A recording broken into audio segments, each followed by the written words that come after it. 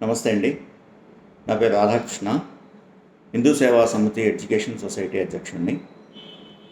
గరుడ ప్రసాదము గత వారం నుంచి చాలా ఎక్కువగా వింటున్నాం ఈ పదాన్ని. అంటే ఇది ఎప్పటి నుంచో ఉన్న ఒక నమ్మకం.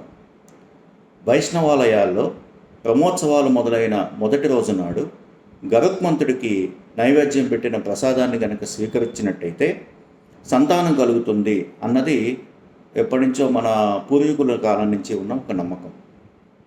కానీ ఇప్పుడు దాని యొక్క ఏమంటారంటే డిమాండ్ అనాలేమో, అది చాలా ఎక్కువైపోయింది. ప్రతి దేవాలయాల్లోనూ బ్రహ్మోత్సవాలు జరిగినప్పుడు ఈ యొక్క ప్రసాద వితరణ మనం చూస్తూనే ఉంటాము. కానీ గత వారంలో చిలుకూరు బాలాజీ దేవాలయంలో జరిగిన బ్రహ్మోత్సవాల మొదటి రోజు వేల మంది మహిళలు సంతానం కోసమని, ఆ ప్రసాదం కోసమని వచ్చి వేచి ఉండి కొంతమందికి లభించింది, కొంతమందికి లభించలేదు. దానివల్ల కిలోమీటర్ల మేర ట్రాఫిక్ జామ్ అయిపోయింది. ఔటర్ రింగ్ రోడ్డు మీద కూడా ట్రాఫిక్ జామ్ అయిపోయిన విషయాన్ని మనం చూసాం. ఎందుకు ఇలా జరుగుతోంది? హిందువుల్లో సంతానము లేకుండా ఇన్ని వేల మంది ఎందుకు మిగిలిపోతున్నారు? ఏ కారణాల వల్ల సంతానలేమి సమస్య హిందూ సమాజాన్ని పట్టి పీడిస్తోంది? కొన్ని సమయానికి వివాహం చేసుకోకపోవటం, తర్వాత చూద్దాంలే, కొన్నాళ్ళు వెయిట్ చేసిన తర్వాత పిల్లల కోసం ప్రయత్నం చేద్దాం అంటాం. అసలే లేటుగా మ్యారేజ్ చేసుకోవటం వల్ల, ఇంకా దాని నుంచి కొంతకాలం వెయిట్ చేయడం వల్ల ఈ సంతానాన్ని కలిగించే ఏవైతే శక్తి ఉంటుందో అది చాలామందికి తగ్గిపోతుంది అనిపిస్తోంది. అలాగే చేసే ఉద్యోగాల్లో, వ్యాపారాల్లో ఒత్తిడి కూడా విపరీతంగా ఉండటం వల్ల కూడా ఈ సమస్య పెద్దదైపోతుంది. ఇది మన హిందూ సమాజానికి చాలా పెద్ద దెబ్బ. ఇది అసలే జనాభాల్లో సమతుల్యం లోపిస్తోంది.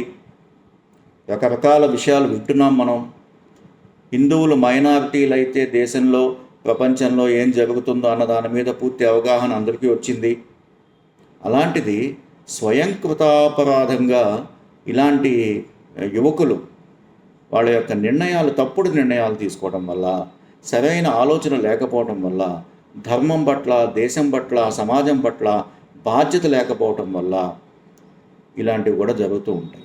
కొన్ని అనారోగ్య సమస్యల వల్ల కొంతమందికి ఆలస్యమైందంటే అవి ఒప్పుకోవచ్చు. కానీ స్వయంగా మేమేదో ఎంజాయ్ చేయాలి, లేదంటే సెటిల్ అయిన తర్వాత పెళ్ళిళ్ళు చేసుకుంటాము అని 30కి 35కి పెళ్ళిళ్ళు చేసుకొని 40 ఏళ్ళకి పిల్లలకు ప్రయత్నాలు చేసి కలగలేదని బాధపడుతూ ఇలా గుళ్ళ చుట్టూ, గోపురాల చుట్టూ తిరుగుతూ ఈ యొక్క సమస్యని పెద్ద చేసుకుంటూ, ఇవన్నీ దేశ హితానికి మంచిది కాదు, సమాజానికి మంచిది కాదు, హిందూ ధర్మానికి పెద్ద ప్రమాదం కూడా.